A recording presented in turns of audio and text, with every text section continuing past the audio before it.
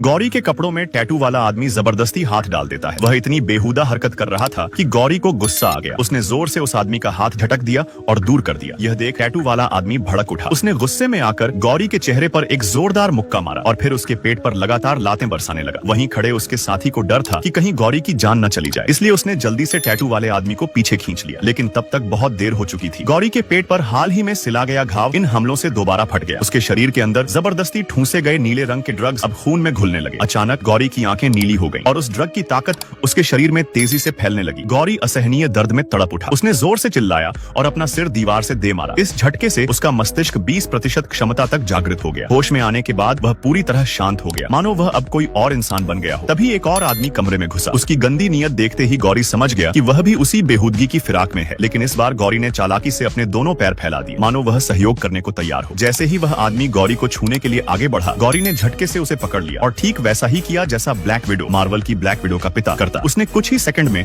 उस आदमी को गोलियों से भून डाला। इसके बाद गौरी ने अपने कंधे में धंसी गोली खुद ही निकाल फेंकी। उसे यह देखकर झटका लगा कि अब उसका मस्तिष्क दर्द को नियंत्रित करने में सक्षम हो गया था। गौरी अब पूरी तरह बदल चुका था। उसी समय एक अस्पताल में डॉक्टर किसी मरीज का ऑपरेशन कर रहे थे। गौरी वहां घुस आया और बिना सोचे समझे सीधे मरीज को गोली मार दी। असल में उसने सीटी स्कैन में देख लिया था कि वह मरीज बचने वाला नहीं था। इसके बाद उसने खुद ही ऑपरेशन टेबल पर लेटकर डॉक्टर से कहा कि उसके शरीर में बची नीली दवा ड्रग्स निकाल दी जाए, बिना किसी बेहोशी के इंजेक्शन के। कुछ ही देर में शरीर से 1 किलो में से सिर्फ 500 ग्राम नीला ड्रग्स निकाल लिया। गौरी को महसूस हुआ कि अब उसके पास ज्यादा समय नहीं बचा। उसने अपनी माँ को आखिरी बार फोन किया और फिर सीधा ड्रग माफिया के गढ़ में घुस गया। ड्रग माफिया का सरगना आराम से संगीत सुन रहा था जब गौरी ने उसे पकड़कर उसके सिर पर हाथ रख दिया। उसकी नई शक्तियों की वजह से उसने उसके दिमाग से बाकी बचे नीले ड्रग्स का ठिकाना निकाल लिया। कहानी यहीं खत्म होती है, लेकिन इससे यह साफ होता है कि गौरी अब एक सुपर ह्यूमन बन चुका था और वह बदला लेने के लिए किसी भी हद तक जा सकता था।